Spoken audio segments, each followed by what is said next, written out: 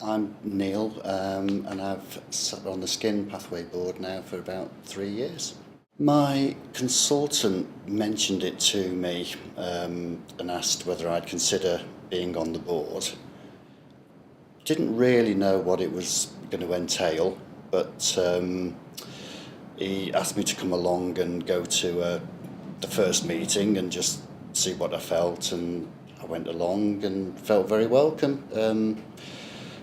Wasn't completely sure about what my role was initially, but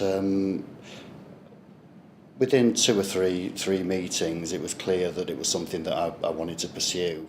I think I was unsure about my role on the group because I think I was one of the first people to be asked to sit on any of the boards, and I'm not quite sure that the role was really defined. And at that time, there was no meetings, as there are now, for people joining boards to explain what the roles are. At all the meetings that I've been to, all the clinicians and everyone involved has made me feel included, even though I maybe wasn't able to contribute a huge amount in terms of generating outcomes from the meetings. But I was certainly made to feel very much a part of the group right from the beginning. I was asked my opinion on things sometimes, but a lot of the topics that were coming up were obviously clinical, to do with survival rates, etc., that I can't really make any input into. Since being linked into the user involvement team, there have been a number of changes that make my role a lot clearer. There's a lot more support there, and things became a lot more focused.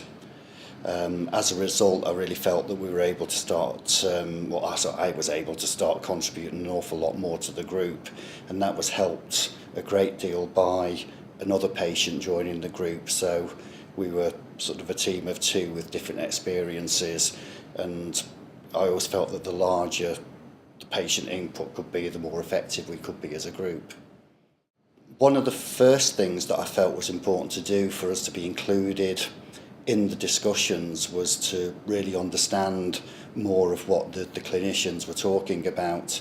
So one of the first things we asked for was to have some sort of a jargon buster so that we could understand, a lot of the acronyms that were being used, certainly. And it also helped hugely to meet up with the CNS before meetings, who would sort of brief us partly on some of the things that were being discussed on the agenda, and that was a massive help. One of the main challenges that we felt that we needed to address was getting a wider experience from people that suffer from skin cancer.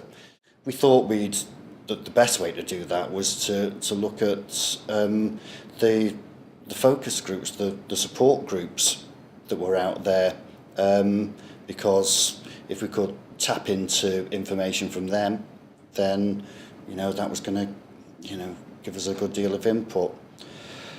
The problem was we found that there weren't any support groups, so we thought that could be a real positive thing to take to the board. Suggested them that we could look into the possibility of ascertaining the need for one. We took the issue to the board about the lack of support group. We designed a questionnaire. We did that in a separate group with people who were affected by cancer. We were also supported by the nurses subgroup, they were going to distribute it for us as well. So that went ahead, and it was one of our major achievements. Questionnaire was distributed by the nurses through clinic.